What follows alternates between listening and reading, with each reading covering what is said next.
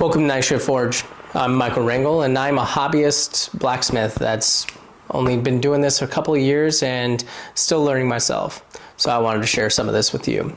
Today, we're going to be making one of my favorite things to make, which is pattern welded steel, or more commonly known as Damascus steel. It creates really beautiful pattern steel by using two different types of carbon steel and acid to essentially etch in lines. So I want to show you the process of doing that. So first things first, we have to cut and prep our steel. I'm going to be using high carbon steel because eventually I want to make knives out of this. And actually, I have an example of it. One of the knives I've made before, and hopefully it shows up. And you can kind of see that pattern right there.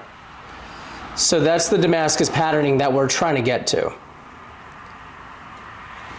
And so eventually I'm going to be using high carbon steel, and that's because I want to make knives out of it and make something really stand out. Not sure which pattern I'm going to go with. Might be random, might be twist. It's going to kind of come out as I feel as we go along, and I'll explain the processes for what I'm doing as we go through. So let's get to cleaning the steel, cutting the steel, and get started. First thing we need to do is clean the steel. This is the 15N20. It's 1/8 inch thick and 1.5 inches wide. And so we're going to clean up all this rust and mill scale and all that. So I already have this 1095 all cut up, and it is 3 inches long. So I'm going to cut my 15N20. These are all types of steel, high carbon steel. So I'm going to cut this, cut the 15N20 down to this. And I'm going to use a chop saw just to make things quicker. You can use anything, a hacksaw if you want to. It's just about, it's going to take time depending on, but angle grinder, hugely helpful. So I highly recommend, if you want to make Damascus steel, at least get an angle grinder. You can get cut off discs for it, you can get grinding discs for it. It's very versatile and you will not regret it.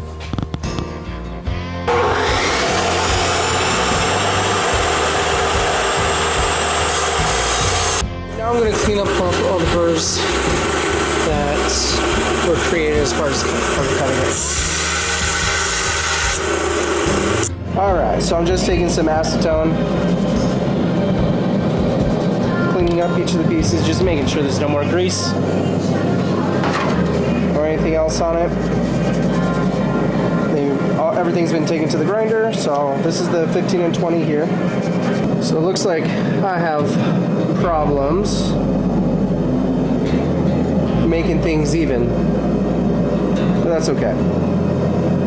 There's a little offhang right here. I might grind that off and grind this down flat just to make sure that everything is sitting flush. That way we don't have any cold shuts that we have to grind out later.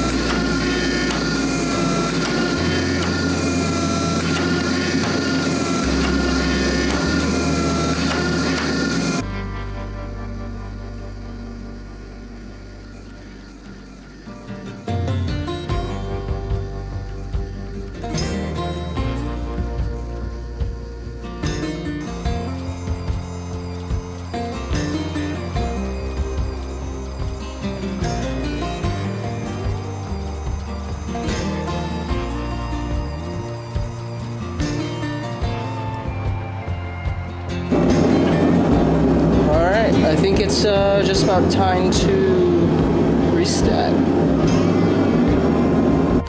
So I like using the grinding disc over sandpaper on the belt grinder because these are cheaper.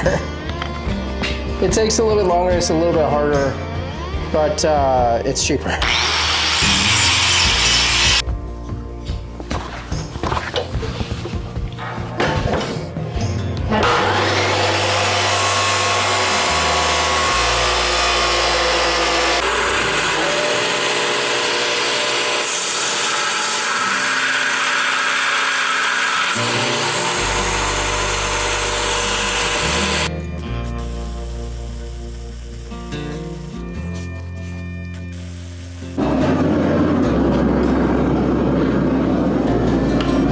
Using borax as an anti-scaling agent. It's everywhere. It's in the laundry aisle, and it basically coats it. You don't want to get it to forge welding temperature when you put this on. Just hot enough for it to melt.